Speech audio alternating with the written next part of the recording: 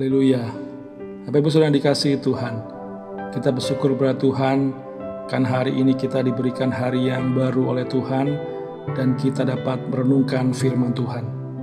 Kita akan baca kitab Roma pasal 5 ayat 8. Akan tetapi Allah menunjukkan kasih-Nya kepada kita oleh karena Kristus telah mati untuk kita ketika kita masih berdosa. Haleluya.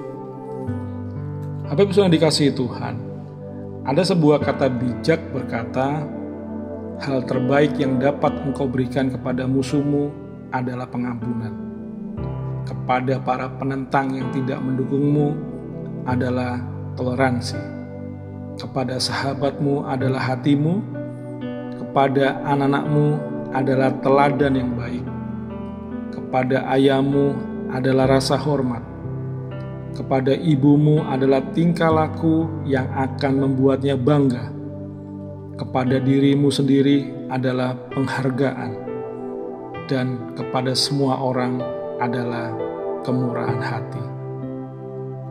Bapak Ibu Saudara yang dikasihi Tuhan, semua pemberian di atas memang luar biasa dan tidak mungkin dilakukan oleh orang-orang yang berhati kerdil. Tetapi di atas semua pemberian itu, ada satu pemberian yang tidak dapat diberikan oleh seorang jika ia tidak mempunyai rasa peduli, rasa menghargai, rasa melindungi, dan memiliki kasih yang luar biasa, yaitu nyawanya sendiri.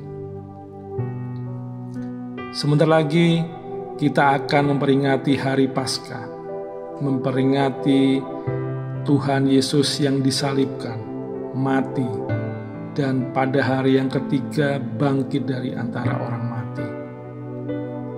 Pada zaman Yesus, mati dengan cara disalibkan pada umumnya hanya dilakukan pada tawanan perang dan penjahat-penjahat sebagai hukuman mati. Lalu mengapa Yesus harus menderita seperti itu? Apakah Yesus seorang tawanan perang atau seorang penjahat? Jawabannya tentu bukan. Kitalah penjahat itu dan kitalah tawanan dosa itu. Yesus mati di kayu salib karena Ia menggantikan kematian kita. Ini membuktikan bahwa Yesus sungguh-sungguh mengasihi kita. Di dalam kitab Yohanes pasal 3 ayat 16 tertulis, karena begitu besar kasih Allah akan dunia ini, sehingga Ia telah mengaruniakan anaknya yang tunggal, supaya setiap orang yang percaya kepadanya tidak binasa, melainkan beroleh hidup yang kekal. Bapak Ibu Saudara yang dikasihi Tuhan, apa yang Yesus lakukan semuanya dilandasi oleh kasih-Nya kepada kita manusia. Di dalam kehidupan Yesus, kasih bukan hanya teori belaka. Yesus mengajarkan kasih dan hidup di dalam kasih. Yesus menyatakan kasih-Nya melalui seluruh aspek kehidupannya. Yesus memberi makan 5.000 orang. Yesus menyembuhkan orang yang sakit. Yesus membela hak-hak wanita yang berdosa. Yesus bergaul dengan orang-orang yang tersisihkan. Semuanya itu dilakukan Yesus karena kasih. Kasih juga yang menyebabkan Yesus rela dipaku di atas kayu salib. Bahkan Yesus masih memohon kepada Bapa agar mereka yang menyalibkan diampuni. Yesus menggenapi perkataan yang pernah Yesus ucapkan. Tidak ada kasih yang lebih besar daripada kasih seorang yang memberikan nyawanya untuk sahabat-sahabatnya. Ini tertulis dalam kitab Yohanes pasal 15 ayat yang ke-13.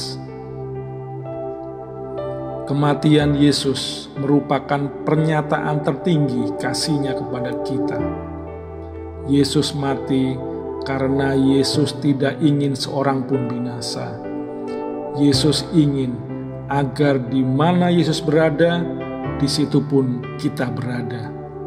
Yesus ingin agar kita dapat menikmati kemuliaan kekal bersamanya, sekalipun Yesus harus membayar mahal untuk semua itu. Haleluya. Bapak Ibu Saudara dikasihi Tuhan, jauh hari sebelum lambang salib menjadi lambang Kristen, sudah terjadi perubahan pandangan tentang salib itu sendiri di dalam pemahaman para murid Kristus. Salib yang semula merupakan lambang kutukan, maka setelah Yesus mati di kayu salib, salib menjadi lambang penebusan dan kemenangan.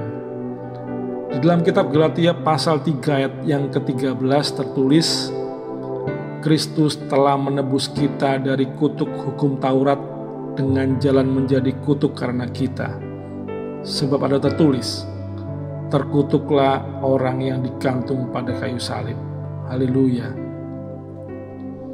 Kematian Yesus di kayu salib bukanlah sebuah kekalahan sebagaimana yang seringkali dipahami oleh sebagian orang yang tidak mengerti jalan pikiran Allah. Justru kematian Yesus di kayu salib merupakan sebuah kemenangan besar. Kematian Kristus di kayu salib adalah kematian untuk menebus kita dari hukuman kekal dan kutuk hukum Taurat. Haleluya, puji Tuhan. Mari kita berdoa. Bapa dalam surga, kami mengucap syukur untuk firman Tuhan yang boleh kami renungkan. Terima kasih Tuhan, karena Engkau sudah merelakan dirimu menderita dan disalibkan menggantikan kami. Kami percaya bahwa Engkau telah mati karena dosa-dosa kami, dan Engkau telah bangkit karena Engkau telah menang atas maut. Terima kasih Tuhan, Engkau sudah menebus kami di kayu salib dan memberikan keselamatan kekal dan kemenangan bagi kami. Tuhan, berkati apa yang kami lakukan pada hari ini, semuanya untuk puji, hormat, dan kemuliaan nama Tuhan.